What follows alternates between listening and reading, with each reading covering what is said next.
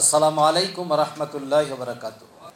আমি প্রথমে যে বিষয়টি বলতে চাই, একটি পরিবর্তিত পরিস্থিতিতে আমরা এখানে উপস্থিত হওয়ার সুযোগ পেয়েছি, আলহামদুলিল্লাহ। This is not first, this is not last. এটাই প্রথম নয়, এইটা শেষও নয়। পৃথিবীতে এই ধরনের অনেক পরিবর্তন হয়েছে, ইতিহাস তার সাক্ষী হয়ে আছে এবং সেই পরিবর্তনগুলো অনেক জায়গায় সফল হয়েছে, অনেক জায়গায় পরিবর্তনগুলো অর্থবহ হয় নাই, সফল হয় নাই। আমি ব্যর্থ বলবো না, উদ্দেশ্যটা বাস্তবায়ন হয়নি। আমরা যদি 1917 সাল থেকে শুরু করে এই পর্যন্ত তাকাই, 107 বছরের মধ্যে বড় ধরনের 7টি পরিবর্তন পৃথিবীতে আমরা দেখতে পাই। 1917 সালে রাশিয়ায় বিপ্লব হয়েছিল, সেটাকে বলশেভিক বিপ্লব বলা হয়। এটা সারা পৃথিবীতে একটি আলোড়ন সৃষ্টি করেছে। 20 লক্ষ মানুষের রক্তের বিনিময়ে এই বিপ্লবটি ছিল একটি আদর্শিক এবং মানুষের রাইটের বিপ্লব। বলা হয়েছিল যে মানুষ অর্থনৈতিক, সামাজিক এবং ফান্ডামেন্টাল রাইটের নিশ্চয়তা পাবে, যার ফলে রাশিয়া সোভিয়েত ইউনিয়নে পরিণত হয়েছিল। কিন্তু 70 বছরের মাথায় এই বিপ্লবটি ব্যর্থ হয়েছিল, কারণ যে উদ্দেশ্য নিয়ে এই বিপ্লব সেটা অর্জিত হয়নি। শেষ পর্যন্ত অর্থনৈতিক বিপর্যয়, যুদ্ধে জড়িয়ে যাওয়া এবং অশান্তির দাবানলের সাথে সম্পৃক্ত হয়ে পড়া সোভিয়েত ইউনিয়নকে ভেঙে খান খান করে দিয়েছে। এরপরে আরেকটি বিপ্লব আমরা দেখেছি, যেটা পৃথিবীতে 45 বছর যাবৎ চ্যালেঞ্জ করে টিকে আছে। This is the wonderful revolution in the history of the world. সেটা হচ্ছে ইরান বিপ্লব। এই বিপ্লবে নেতৃত্ব দিয়েছিলেন সেখানকার আলেম ওলামা এবং পলিটিক্যাল নেতৃত্ব। রাজনৈতিক নেতৃত্বের আওতায় যে বিপ্লব, সেই রাজনৈতিক নেতৃত্ব ইরানে থাকতে পারেন নাই। 25 বছর ফ্রান্সে নির্বাসিত জীবনযাপন করেছিলেন, under a tree, spent more then 25 years. অত্যন্ত অর্ডিনারি একটি জীবনযাপন করেছিলেন, কিন্তু তার চিন্তা, চেতনা, দিক নির্দেশনা ইরানের মানুষকে উজ্জীবিত করেছিল। লক্ষ লক্ষ মানুষ রাস্তায় নেমে এসেছিল। আমেরিকার ডাইরেক্ট ইনভলভমেন্টকে নস্যাৎ করে দিয়ে ইরানের প্রেসিডেন্ট শাহ, তাকে যে কায়দায় শেখ হাসিনা 5ই আগস্ট দেশ থেকে হেলিকপ্টার যুগে বিদায় নিয়েছিলেন, একই কায়দায় 1979 সালে ইরানের তদানীন্তন প্রেসিডেন্ট চতুর্দিকে মানুষের ঘেরাওয়ের মধ্যে পড়ে প্রেসিডেন্ট হাউস থেকে তিনি সৌদি আরবের সহযোগিতায় হেলিকপ্টার যুগে ইরানের সীমানা অতিক্রম করেছিলেন। ইট ওয়াজ সেম কেস। সেই ইরানের বিপ্লবের পর 7টি প্রতি বিপ্লব হয়েছিল। প্রথম প্রতি বিপ্লবে পার্লামেন্টের স্পিকার, সদস্য সবাইকে হত্যা করা হয়েছিল, কিন্তু প্রত্যেকটি প্রতি বিপ্লব তারা মোকাবেলা করেছেন। ক্ষতি হয়েছে ঠিকই, কিন্তু বিপ্লবকে নস্যাৎ করে দিতে পারে না। এটা আমাদেরকে মনে রাখতে হবে 5ই আগস্টের পরবর্তী ঘটনার জন্য। এরপরে আমি বলতে চাই, 1991 সালে 3টি বড় পরিবর্তন হয়েছিল। একটি পরিবর্তন টিকে আছে আর দুটো টিকে নেই।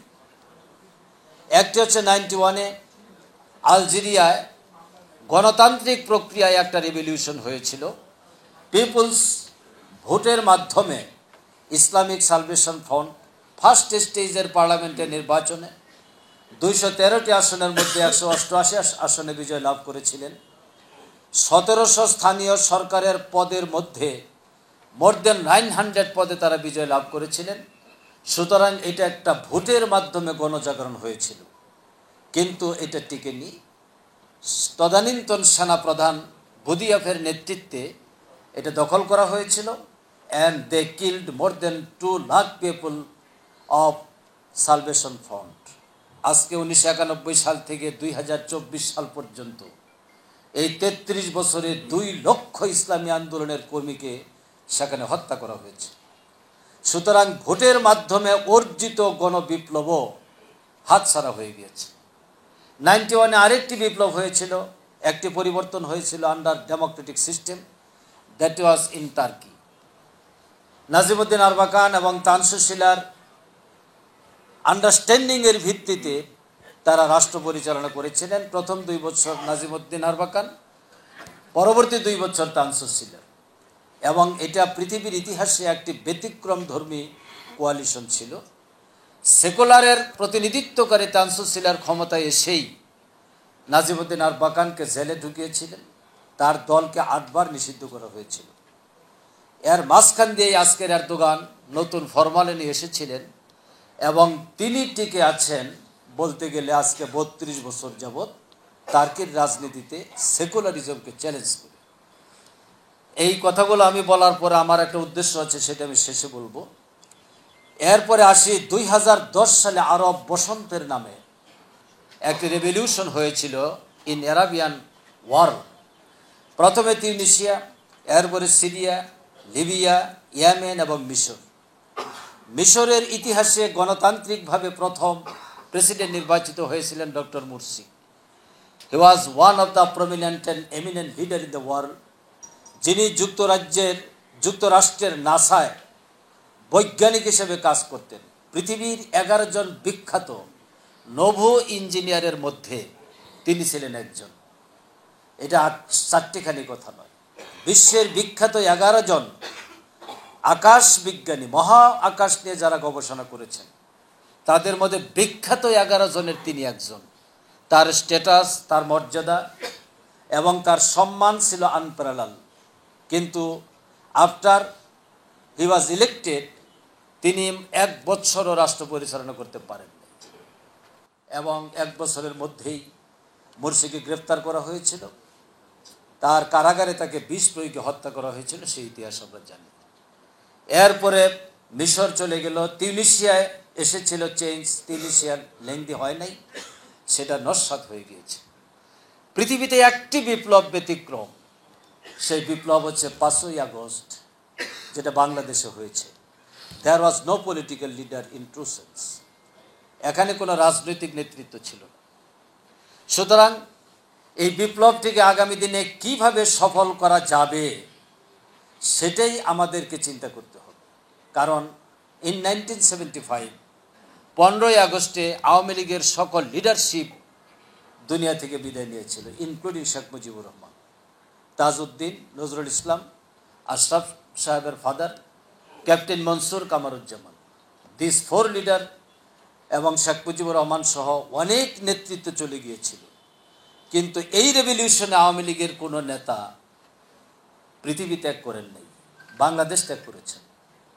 সুতরাং তারা এই বিপ্লবকে নস্যাৎ করার যত রকমের ষড়যন্ত্র আছে সব তারা করবে। এই ষড়যন্ত্র মোকাবেলা করতে হলে সবচেয়ে অর্থবহ ভূমিকা যারা পালন করবে তারা হচ্ছে এদেশের ইসলামী শক্তি, ইসলামী আন্দোলনের শক্তি, স্পেশালি বলতে গেলে জামাত ইসলামী এবং ইসলামী ছাত্র শিবির। কারণ ভারতের আগ্রাসন সহ সকল অবশক্তির বিরুদ্ধে একমাত্র মাঠে থেকে ভূমিকা পালন করেছে শিবির এবং জামাত। আমরা কারাগারের ভিতরে গিয়েছি, আমরা আদালতে মোকাবেলা করেছি, এই প্রহসনের বিচারের মোকাবেলায় আইনি আর্গুমেন্ট আমরা তুলে ধরেছি, যার ফলে বিশ্বের সর্বত্র বিচারগুলো প্রশ্নবিদ্ধ, বিতর্কিত। আজ আমি এখানে দাঁড়িয়ে বলতে চাই, ব্রিটিশ সুপ্রিম কোর্ট অলরেডি একটা হিস্ট্রিক্যাল ভার্ডিক্ট দিয়ে বলেছে বাংলাদেশের ট্রাইব্যুনালে যে বিচার, এই বিচারের নাম এটা প্রহসনের বিচার হয়েছে। প্রহসনের বিচারের মাধ্যমে বাংলাদেশের ইসলামী আন্দোলনের অবিসংবাদিত নেতা এটিএম আজহারুল ইসলাম আজকে কারাগারে আটক রয়েছেন। আমরা অত্যন্ত অল্প সময়ের মধ্যে প্রহসনের বিচার বাতিল করে তার মুক্তি দাবি করছি। শেখ হাসিনা অবৈধভাবে আমাদের নেতৃবৃন্দকে ফাঁসি দিয়ে যে কলঙ্কের ইতিহাস তৈরি করেছেন, অন্তর্বর্তীকালীন সরকার সেই কলঙ্কের ধারা বজায় রাখবেন, এটা বাংলাদেশের মানুষ কখনো চায় না। কোন যুক্তিতে এটিএম আজহারুল ইসলাম কারাগারে আটক থাকবেন? দুটো দৃষ্টান্ত আমাদের সামনে আছে। 1971 সালের পর 75-এর ঘটনার পর জিয়াউর রহমান ক্ষমতায় এসেছিলেন, কারাগারে কয়েক হাজার নেতাকর্মী আটক ছিল, তিনি প্রশাসনিক আদেশ বলে সবাইকে মুক্ত করে দিয়েছিলেন। এরপরে তাদের বিচার হয়েছে, বিচারে অনেকে খালাস পেয়েছে। বাংলাদেশে ওই ঘটনা একটা ঘটেছে। দণ্ডপ্রাপ্ত আসামি হওয়ার পরেও বাংলাদেশের অত্যন্ত জনপ্রিয় নেত্রী বেগম জিয়াকে মুক্ত করা হয়েছে। সুতরাং প্রশাসনিক আদেশ বলেই এটিএম আজহারুল ইসলামকে মুক্ত করতে হবে ইনশাআল্লাহ। সম্মানিত ভাইরা, আমি বলবো যে শেখ হাসিনা স্বৈরাচারের যে সমস্ত দৃষ্টান্ত রেখে গিয়েছেন, তারপরে 15.5 বছর কোনো রাজনৈতিক নেতৃত্ব পারল না, কোমলমতি ছাত্ররা এটা পারল কেন?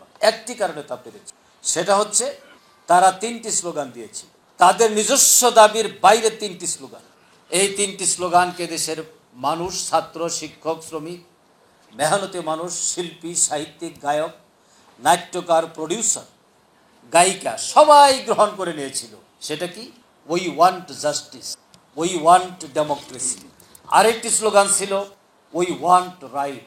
এইসব স্লোগান ছিল মানুষের আবেগের সাথে সম্পৃক্ত, এবং এইসব স্লোগান নিয়ে সর্বশেষে যখন তারা বলল যে এই স্বৈরাচারের পতন হওয়া ব্যতীত একটিও বাস্তবায়ন হবে না, সুতরাং তার পতন চাই, তখন মানুষ রাস্তায় নেমে এসেছে, মানুষ রেসপন্স করে। আল্লাহ তাআলা আহকামুল হাকিমিন, রাব্বুল আলামিন, তিনি জানেন কোনভাবে পরিবর্তন করলে এই পরিবর্তনটা অর্থবহ হবে। আল্লাহ সেইভাবেই পরিবর্তনটা করবে।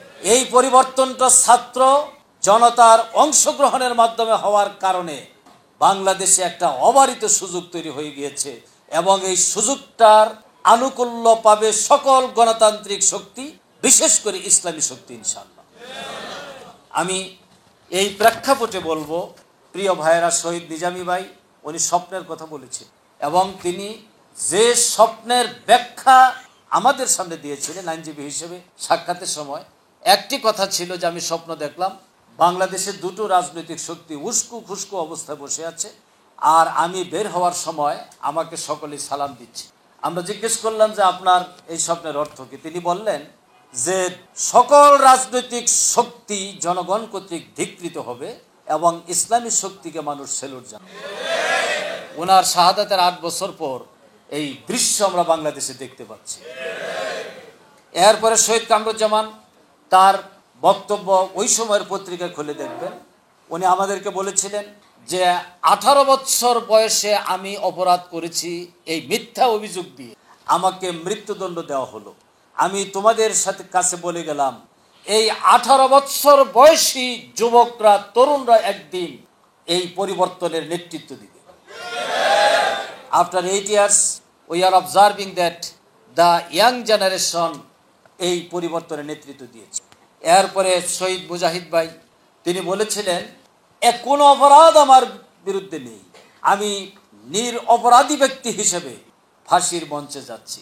সুতরাং বাংলাদেশের সকল জনগণ একদিন জামাতের পক্ষে দাঁড়িয়ে যাবে। সব আজকে বাস্তবে পরিণত হচ্ছে।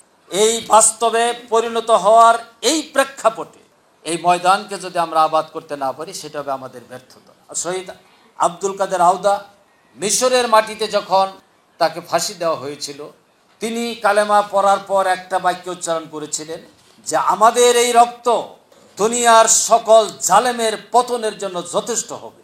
শহীদের রক্ত কোনোদিন বৃথা যায় না।